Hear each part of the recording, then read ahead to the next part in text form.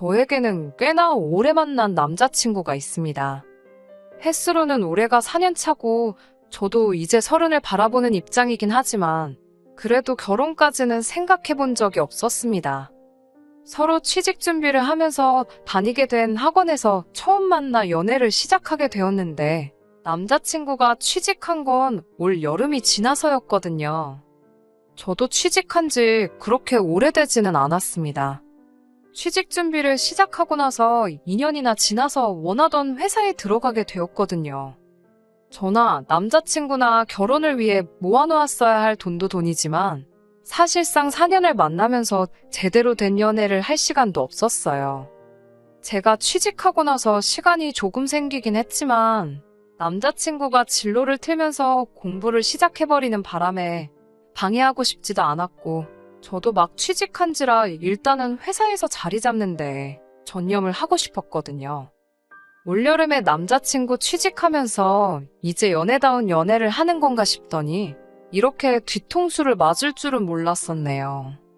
그래도 취직 전에는 저라면 꿈뻑 죽는 사람이 남자친구였고 심지어 남자친구 어머니마저 저를 며느리라고 부를 정도로 어쩔 때는 남자친구보다 더 심하게 꿈뻑 죽는 분이셨거든요. 사람이라는 게 이렇게 손바닥 뒤집듯이 돌변할 수 있다는 걸 이번 기회에 알게 되었습니다. 어디서부터 시작해야 할지 막막하니 간단하게 넘어갈 것들은 간단하게 넘어가겠습니다. 자랑할 소리는 아니지만 제가 수능을 망쳐서 재수를 하게 되었고 재수를 했는데도 결과가 좋지 못해서 원하던 학교에 들어가지 못했어요. 삼수를 하자니 엄두가 안 나서 그냥 그 중에서도 좋은 대학교로 골라서 간 건데 뭔가 아니다 싶고 아쉽고 후회가 남는 부분이 많았었습니다. 그래서 3학년이 되는 해에 편입을 하게 되었고 결국 최초에 지망했던 대학교에 들어가 졸업장을 따오게 되었습니다. 남들 하는 공부를 저는 몇 년을 더한 셈이었는데 막상 대학 졸업하면 곧바로 취직이 될 줄 알았더니 취직하는데도 필요한 게 얼마나 많은지 정말 제 인생은 공부의 연속이었습니다. 아무튼 취직 준비하러 들어간 학원에서 그때 남자친구를 처음 알게 되었고 어쩌다 보니 연애를 시작하게 되었습니다. 취직 준비한다고 서로 심적으로 많이 힘들 때였는데 그때는 어느 정도 위로가 되었네요. 그런데 남자친구는 취직 준비는 뒷전이었고 저랑 너무 놀러 다니고 싶어 하더라고요. 데이트는 취직하고 시작해도 늦지 않은 게 아니냐 했는데 남자친구가 자랑처럼 자기 아버지 자랑을 늘어놓으면서 자기는 사실 낙하산으로 취직 자리가 정해져 있다고 하더라고요.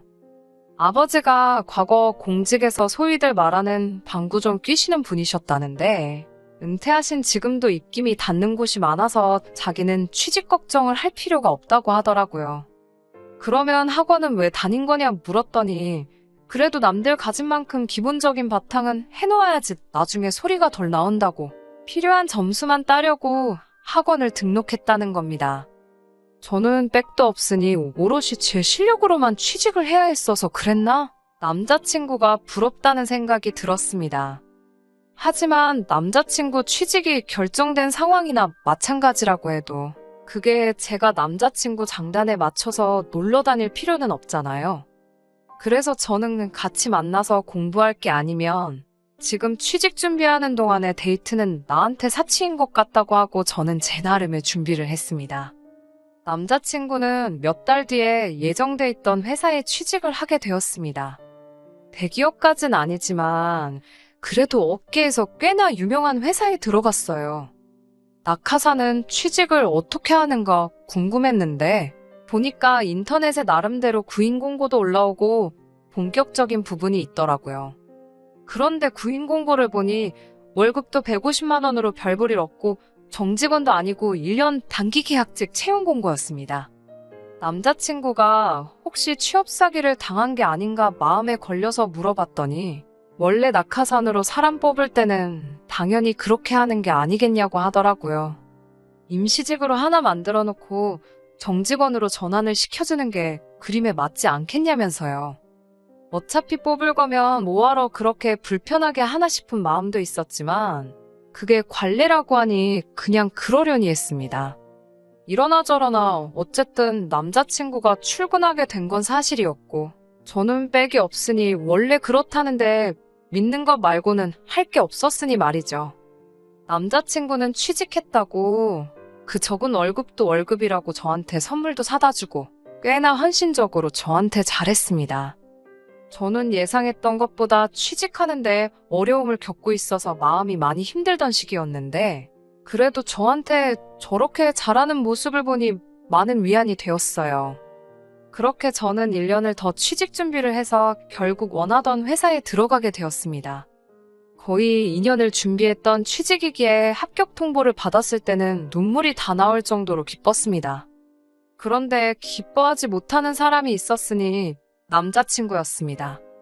예정대로라면 남자친구는 단기 계약직이 끝나면서 말한 대로 정직원으로 전환 채용이 되었어야 하는데 정직원 전환은커녕 단기 계약직 연장도 안 돼서 다시 백수가 돼버리고 말았던 거예요.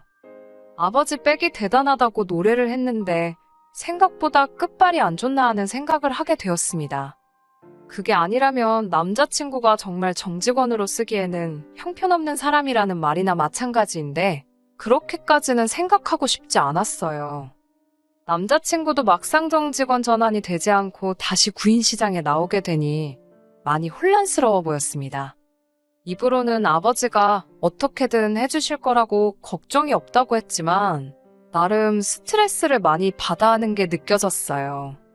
남자친구 입장에서는 아무리 실무 경험을 쌓았다고 한들 취직 준비에 쏟을 수 있는 1년을 아르바이트 하는 것보다 못한 월급을 받으며 허송세월을 보낸 거나 마찬가지잖아요. 거기에 이제 신입으로 지원하기에는 30 나이가 기업 입장에서는 조금 부담스러울 수도 있는 나이였으니 말이지요. 그런데 난데없이 남자친구가 회사 일은 나한테 맞지 않는 것 같다 말하며 7급 공무원 시험을 준비하게 되었다는 소식을 전해왔습니다. 안정적이긴 하지만 요즘 공무원에 대한 인식이 예전 같지는 않잖아요. 이왕이면 전공 살려서 회사 들어가는 게 좋지 않겠냐고 제 생각을 말했더니 남자친구가 또 아버지 이야기를 꺼내면서 아버지 인맥을 활용하려면 기업보다는 공무원이 맞는 것 같다고 어느 곳이든 일단 합격만 하면 자기 끌어줄 사람이 있으니 기어코 공무원 준비를 하겠다고 들더라고요. 솔직히 한 번 실패한 전적이 있어서 남자친구가 아버지에 대해서 큰 믿음은 가지 않았습니다. 거기에 공무원이 자기가 되겠다고 되는 게 아니고 시험을 쳐야 하는 건데 7급이면 못해도 3년은 준비해야 한다는 걸로 알고 있었거든요. 그렇다고 제가 남자친구랑 헤어지겠다고 한 건 아니었습니다. 입장 바꿔 생각해보면 당장 제가 직장이 생겼다고 해도 취직 준비하는 동안 많은 위로가 되고 제 고집 들어준다고 데이트도 몇 번 안 했는데도 불만 한 번 말하지 않고 저를 기다려준 사람인데 내가 취직이 되었다고 해서 백수가 된 남자친구를 저버리는 건 도리에 맞지 않다고 생각했거든요. 그런 속물 같은 사람이 되고 싶지도 않았고요. 그래서 이왕 결심한 거 제가 믿어주고 응원해주기로 했습니다. 그리고 그때 남자친구 어머니를 처음 만나게 되었지요. 남자친구가 그 당시에 노량진 근처에서 자취를 하고 있었는데 고시원에서 지낸 건 아니고 번듯한 원룸에서 지내고 있었어요. 감시하는 사람이 없어서 그런가 학원은 잘 나갔는지 모르겠는데 집에서 따로 더 공부를 하는 것처럼 보이진 않더라고요. 그래서 한 소리 하려고 찾아갔다가 아들 밥 챙겨준다고 반찬 전해주러 오신 어머니를 우연찮게 남자친구 집 앞에서 맞닥뜨리게 되었습니다. 집에 들어가니 배달음식 포장지가 질비하고 바닥에 소주병이 굴러다니고 이 사람이 과연 2년 내로 7급 공무원을 합격해 보이겠다고 당당하게 선언한 사람이 맞나 싶을 정도로 실망스러웠어요. 남자친구한테 정신 못 차리냐고 한참을 혼내고 있는데 그때 남자친구 어머니가 집 안으로 들어왔거든요. 솔직히 예정되지 않은 만남에 무척이나 당황스러웠습니다. 거기에 제가 보인 첫 모습이 다른 것도 아니고 자기 아들이 찍소리도 못하게 잡들이를 하고 있는 모습이었으니 말이지요. 그런데 어머님은 그 모습을 오히려 좋게 봤던 겁니다. 남자친구 집이 알고 보니 노량진에서 그렇게 멀지도 않은 곳인데 자취하겠다고 기어이 집을 나왔던 게 화근이었던 거예요. 그런데 공부는커녕 생활도 똑바로 하고 있지 않은 걸 알고 있으니 어머님 입장에서는 답답했던 거지요. 당신이 말하면 귓등으로 듣는 척도 안 하는데 내가 혼내는 건 듣는다고 하면서 남자친구한테 이렇게 지낼 거면 자취하지 말고 다시 본가로 들어가서 열심히 공부 좀 하게 해달라고 대신 말해달라고 하시더라고요. 그렇게 남자친구 자취 생활을 청산시키고 본가로 보내버렸더니 어머님은 그런 제 모습이 오히려 마음에 들었는지 저한테 엄청나게 잘해주기 시작했습니다. 저도 저희 부모님이 지방에 살고 계셔서 저는 대학생 때부터 계속해서 쭉 서울에서 혼자 지내고 있었는데 남자친구 어머님이 저한테 개인적으로 자주 연락을 하셨어요. 안부도 물으시고 제 생각이 나서 반찬을 했다며 먹을 것도 직접 집까지 해다 날라주시고 하면서 말이죠. 언젠가부터는 저 아닌 다른 사람을 우리 집 며느리로 들이는 게 상상이 가지를 않는다면서 저를 예비며느리 하면서 부르기 시작했습니다. 그때도 저는 남자친구와 결혼을 생각한 적은 없었기에 그렇게 부르는 게 부담스러워서 그러지 말아달라고 이야기까지 했습니다만 그냥 당신이 제가 마음에 들어서 그러는 거니 너무 신경 쓰지 말라고 하면서 저한테 꾸준히 연락하고 은근슬쩍 계속해서 저는 이 집의 며느리가 될 거라는 듯이 이야기를 하거나 그랬습니다. 하는 말 들어보면 보통 아들이 저 때문에 정신 차리고 공부한다고 고맙다고 하는 이야기가 주였고 며느리라는 호칭이 부담스럽긴 했지만 아들 정신 차린 게 얼마나 좋으면 저럴까 싶어서 그냥 그러려니 넘어가기로 했습니다. 남자친구가 정말 공부하는 거에 지쳐서 힘들 때나 기분 전환이 필요할 때 아니면 거의 만나지도 않았어요. 한 달에 한 번 보면 엄청 자주 보는 건가 싶을 정도로 말입니다. 그렇게 2년 정도 남자친구는 본가에 들어가서 열심히 공무원 준비를 하기 시작했고 남자친구가 저한테 못하는 만큼 어머님이 대신해서 저한테 잘했습니다. 이제 와서 생각해보니 괜히 마음 잡고 공부하는 아들 마음 꺾이지 않게 저한테 잘하는 척 한 건가 싶은 생각이 드네요.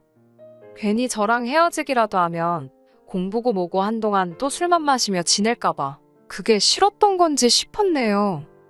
그런데 6개월 전에 남자친구가 난데없이 자기가 출근을 하게 되었다는 소식을 전해왔습니다. 취직 소식에 기뻐할 틈도 없이 아직 시험도 안 봤는데 무슨 취직이냐 물었어요. 자초지종을 들어보니 아버지가 또 취직 자리를 소개해줬고 곧바로 출근을 하기로 결정을 했다는 거예요. 그런데 그 말을 들으니 어이가 없더라고요. 이도저도 아닌 게 싫었습니다. 한참 취직 준비할 때도 낙하산 시켜주겠다는 말에 흐지부지 돼서 허송세월을 보냈던 전력도 있는데 또 저러다가 제대로 된 취직 자리도 아닌 곳에서 일하게 되는 게 아닌 건가 싶었기에 취직했다는 소식이 기쁘게 들리지 않았네요. 2년이나 준비했으면 꽤나 오래 준비한 건데 적어도 시험은 쳐보는 게 좋지 않겠냐고 제 솔직한 마음을 이야기했더니 남자친구가 공무원 그거 해봐야 돈 얼마나 벌겠냐고 하면서 자기가 출근하기로 한 곳이 대기업이고 이번엔 계약직 같은 임시적인 자리도 아니고 곧바로 정직원으로 출근하게 된 거라고 자신있게 말을 하더라고요. 대기업이라길래 무슨 회사인가 했는데 생전 처음 들어보는 회사 이름을 말하는 겁니다. 그 자리에서 검색을 해봤는데 회사 규모도 작아 보이고 재무제표 같은 걸 보니 매출도 얼마 안 되는 평범한 중소기업으로밖에 보이지가 않았어요. 남자친구 말이 자기 회사 사장님 이름을 잘 보라고 하는데 그 사람이 누구냐 하면 대기업 총수의 처남의 사촌동생이 사장으로 있는 회사라고 하는 겁니다. 그 정도면 거의 남이나 마찬가지 아닌가 싶었는데 남자친구는 계속 그 회사가 대기업으로부터 일감을 받아서 하고 있는 회사라서 망할 걱정도 없는 회사고 대기업들이 다 세금 문제를 피해가기 위해서 친인척한테 그런 회사를 만들게 해서 굴리고 있는 건 아주 기본적인 거라고 따지고 보면 계열사나 다름이 없다고 우기기 시작했어요. 오히려 일할 건 대기업보다 적고 들켜선 안 되는 기밀을 다루기 때문에 공무원보다도 더 안정적인 직장이나 마찬가지라는 겁니다. 그리고 자기는 아버지 빽이 있으니 이 회사에서 잘하다 보면 대기업 본사로 이직할 기회가 생길 수도 있고 아니면 아예 지금 합격한 회사에서 나중에 자기가 한 자리를 하고 있을 거라면서 이제 고생 끝 행복 시작이라면서 무조건 잘 됐다고 하더라고요.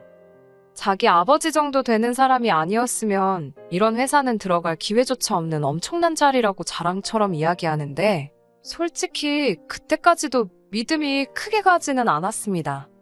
아무튼 그 뒤에도 남자친구 어머니가 저희 집까지 찾아와서 이제 날짜만 잡으면 되겠네 하면서 너스레를 떤 적이 있는데, 이제 제대로 연애를 시작하는 건 맞는 말이긴 하지만 그렇다고 해서 그게 결혼까지 이어지지는 않는다는 말을 했습니다.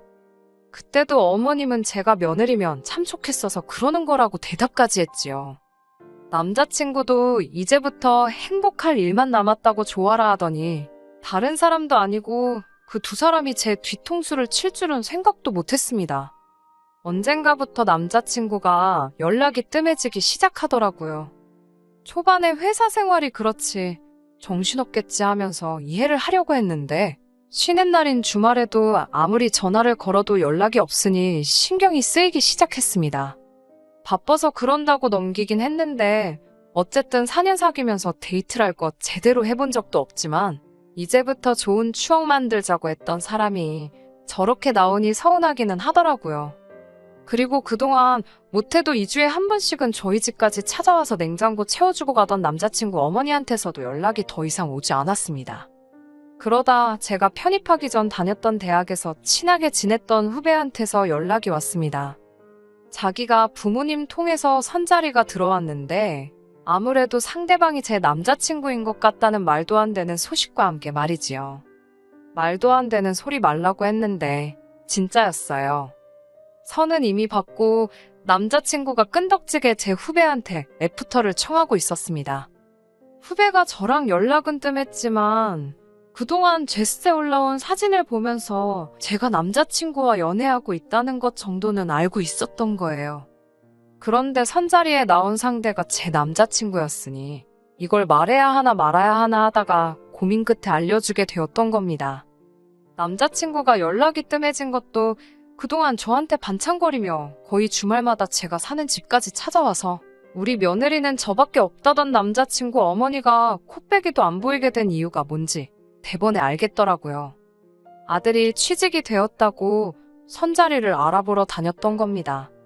내가 며느리였으면 좋겠다고 노래를 부르고 이제 취직했으니 행복하게 해준다고 할 때는 언제고.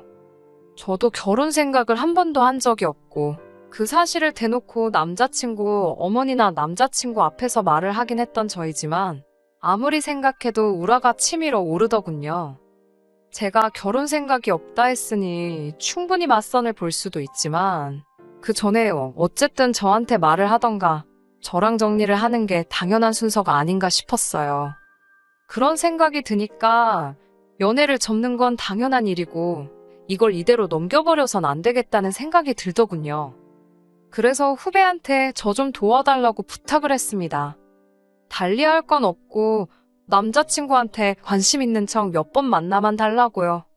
후배도 어쨌든 부모님 통해서 선자리 들어온 사람이 인의도 저버리는 짐승자식이란 걸 알고 나니 저를 흔쾌히 도와주겠다고 나서더군요. 후배가 제 남자친구를 잘 돼가는 척 계속 만나주는 계획이 어느 정도 진행되었고 남자친구가 제 후배를 자기 부모님에게 소개시켜주는 자리가 생기게 되어 그날 계획을 진행시키기로 했습니다. 후배는 사정이 생겨서 약속 시간이 닥쳐서 남자친구에게 30분 정도 늦는다는 연락을 하라고 했고 저는 약속 장소에 같은 시간에 우연찮게 가게 되는 식으로 같은 장소에 나타나기로 했습니다.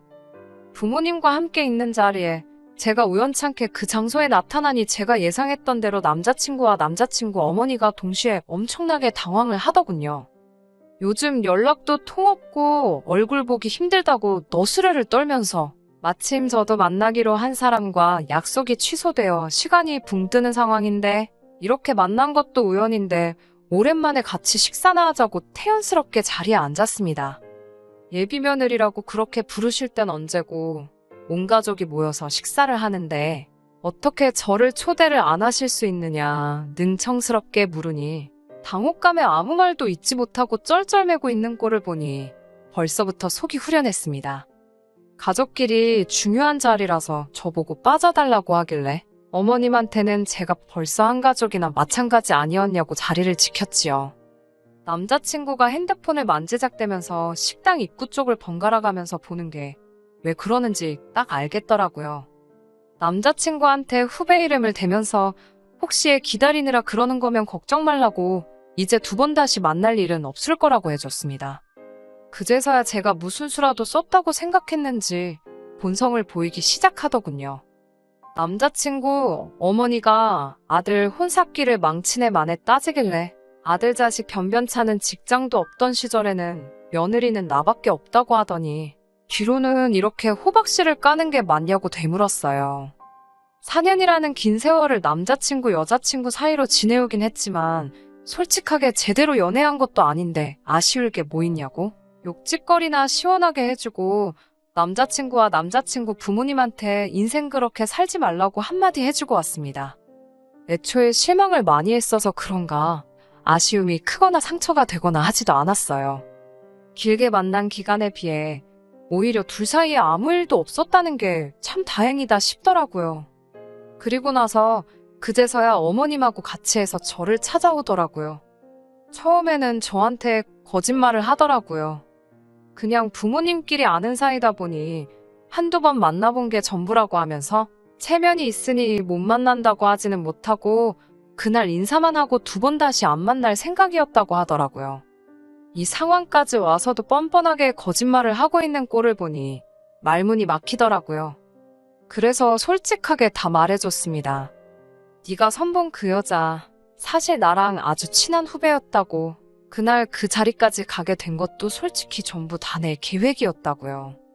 더 이상 변명할 구석이 없어지니 남자친구가 어머님이랑 합심해서 오히려 적반하장으로 나오기 시작했습니다. 여자 나이 30이면 너도 시집은 다 간 거라며 자기랑 다시 만나는 거 말고 저한테 선택지나 있을 줄 아냐고 하더라고요. 이젠 하다 안 되니 아주 말도 안 되는 소리를 하고 있길래 어디 한 번 더 떠들어봐라 하고 이야기 좀 들어줬습니다.